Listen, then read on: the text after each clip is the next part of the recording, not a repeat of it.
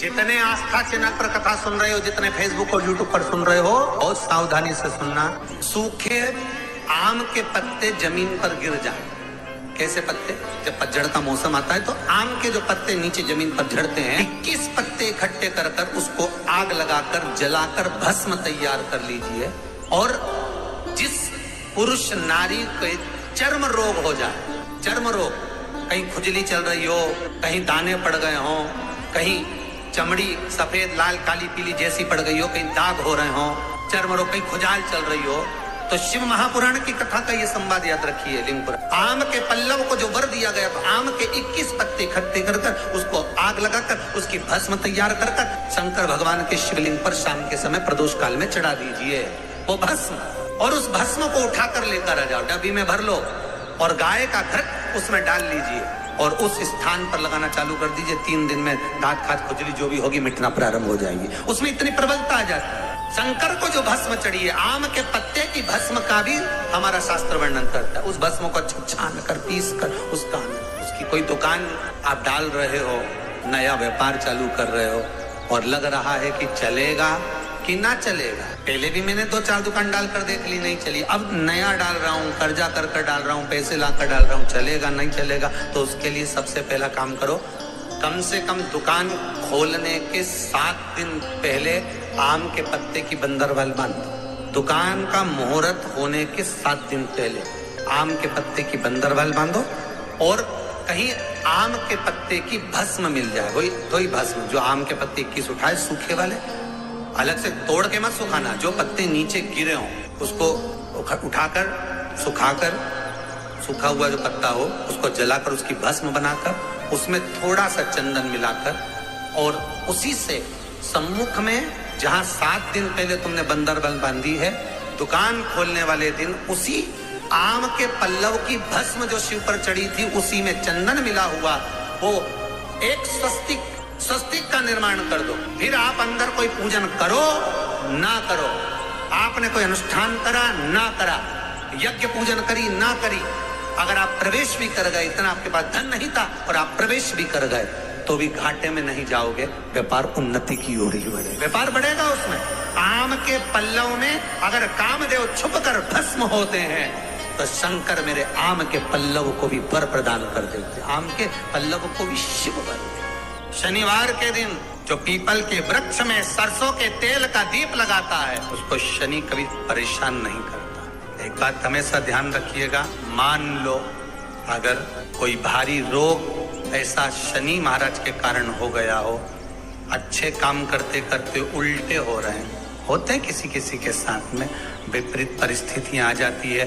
अच्छा करने जाओ बुरा हो जाता है, अच्छा कर्म करने जाओ बुरा हो जाता है।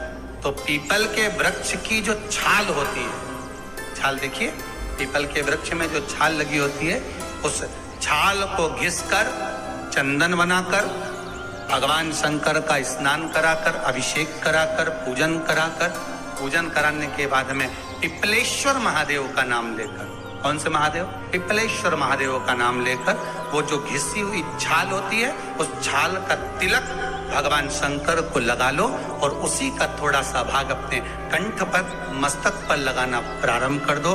धीरे धीरे जो विपरीत दशा है वो सुधरना प्रारंभ हो जाती है। पर नाम याद रखना, पिपलेश्वर महादेव। बेलपत्री के वृक्ष के नीचे जौ के आटे का चौमुखी दिया, सरसों का तेल डालकर, उसमें काली तिल डालकर, उसमें एक सफेद फूल डालकर, बेलपत्री के वृक्ष के नीचे जैसे एक चौमुखी दिए को जौ के आटे के दिए को लगा दिया जाता है। जो व्यक्ति चिड़चिड़ करता है, जो व्यक्ति क्रोध करता है, जो व्यक्ति अपशब्द बोलता है, आड़ा टेढ़ा बोलता है, ताने देता है, ईर्ष्या रखता है, घर में चिड़चिड़ करे, पूरे घर को अस्त व्यस्त कर रखा है, उस व्यक्ति का नाम और गोत्र बोलकर मात्र एक दिया लगा दिया जाए, व्यक्ति अपशब्द कहना बंद कर देता है, उसका प्रेम प्रबल हो जाता है, उसकी ईर्ष्या समाप्त हो जाती है, उसकी नफरत समाप्त हो जाती है। हम आपसे बार बार कहते हैं ना, कई बार आपको कहा कि आपके यहाँ अगर धन की कमी पड़ रही है, पैसा नहीं आ रहा, व्यापार नहीं चल रहा, दुकान नहीं चल रही, धंधा नहीं चल रहा, नौकरी नहीं लग रही, सर्विस नहीं लग रही, तो हमने बार बार आपको कहा है,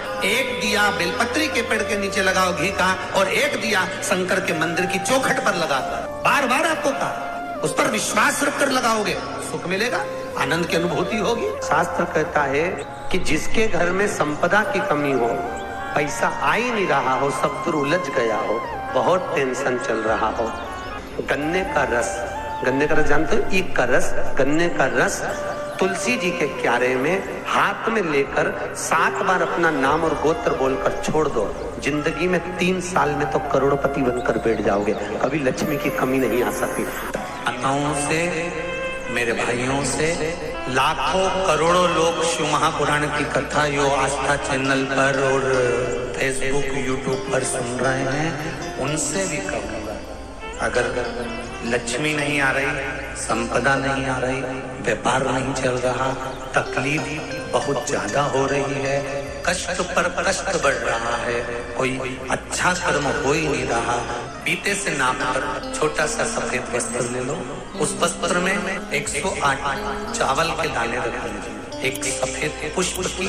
पत्ती या पुष्प जो मिल जाए वो रख लो, फूल भी ना मिले तो एक चावल का दाना अलग से रख लीजिए, उसको अपने घर के जहाँ परिंदा होता है, मटका होता है, पानी भरने का स्थान होता है, जहाँ पर हम पानी पीने का भरते हैं, वहाँ उसको एक कटोरी में रख लीजिए।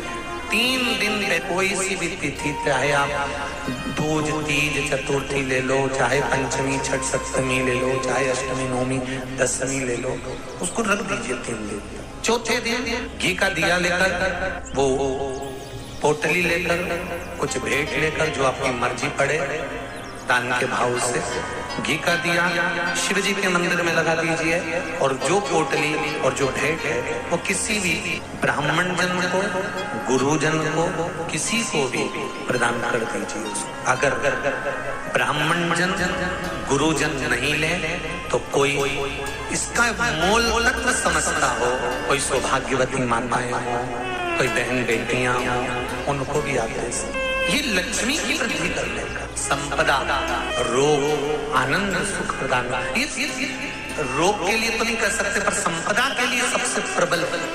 कोई अगर आपका धन खाकर चले गया है, पैसा नहीं दे रहा, बस आप शिव मंदिर में जब दिया लगाएंगे और इसको वापस शिव मंदिर से पोटली को लेकर आएंगे, जी चाहे तो मंदिर में कोई ब्राह्मण देवता हो, पंडित जी हो, उनको भी दे सकते हैं, या किसी को भी दें। उस समय पर आपका स्मरण, दीप लगाते समय, दिया लगाते समय स्मरण होना चाहिए कि मेरा पैसा इतना गया हुआ है, बाबा ये रकम डूब गई है, ये पैसा चले गया है, ये प्राप्त होना चाहिए, मेरा व्यापार बढ़ना चाहिए। 4 पत्ती का जब बेलपत्र मिलता है तो 4 पत्ती के बेलपत्र को शंकर जी पे चढ़ाकर 1 लोटा पानी नहीं चढ़ाया जाता।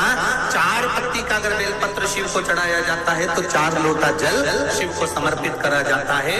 फिर उस बेलपत्र को उतार कर अशोक सुंदरी वाली जगह पर रखा जाता है। फिर वहां पर 1 आचमनी जल समर्पित करा जाता है। फिर वो 4 पत्ती के बेलपत्र को उठाकर नंदीश्वर के चरण के पास रखा जाता है। वहां 1 मूंग का दाना समर्पित करा जाता है। फिर उस बेलपत्री को लाकर घर में बरकत के रूप में रखा जाता है। तब वो लक्ष्मी बढ़ाना प्रारंभ करता है। कोई ऐसे ही क्रम नहीं हो जाता कि मिल गया और तुमने रख दिया, उसका क्रम अलग अलग है। 5 पत्ती का बेलपत्र, ऊपर जो जलाधारी टंगी होती है उस जलाधारी का स्पर्श कराया जाता है, शिवलिंग पर चढ़ाया जाता है।